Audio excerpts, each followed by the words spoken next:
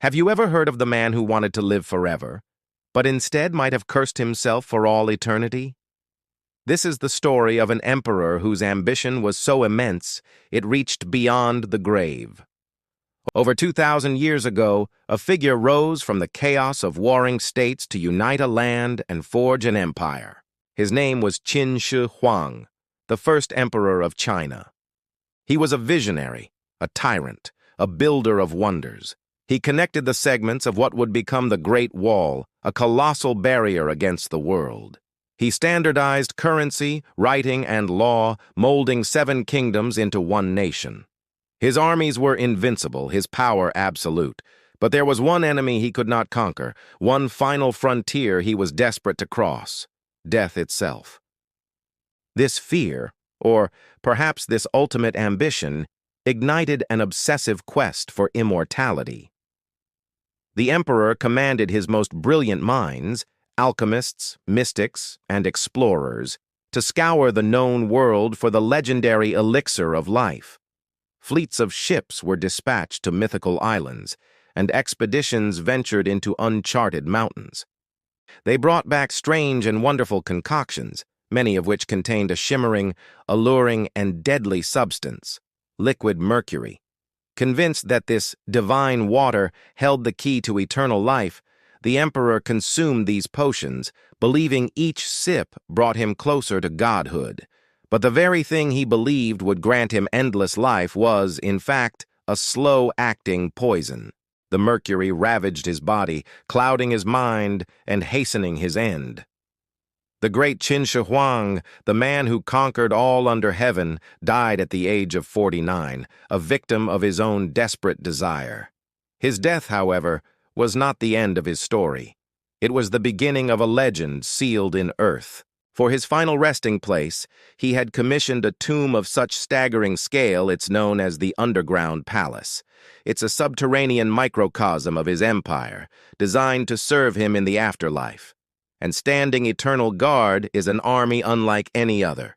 More than 8,000 life-size terracotta warriors, soldiers, archers, cavalrymen, and generals, each sculpted with a unique face, a unique expression, frozen in time for over 2,000 years. Imagine the moment in 1974 when farmers, digging a well, struck not water, but the head of one of these stone soldiers. What they uncovered was just the beginning.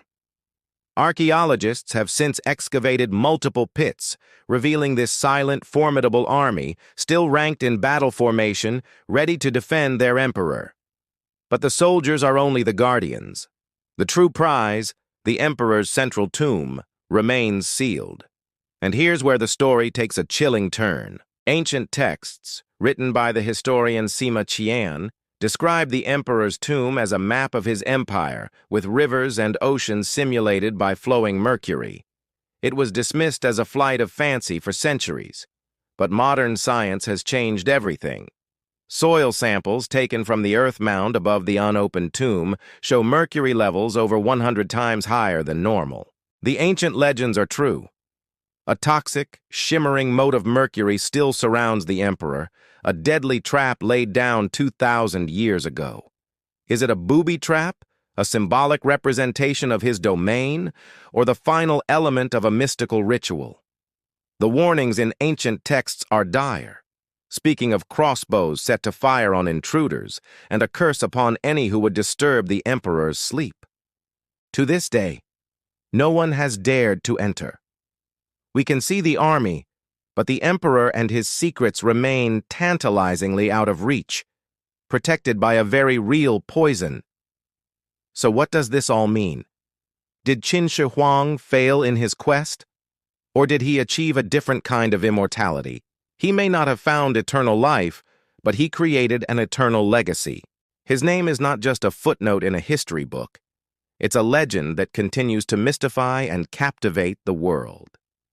The man who drank poison to live forever ensured that we would be speaking his name and puzzling over his tomb millennia after his death. In a way, he won. Thank you so much for joining me on this journey into the past.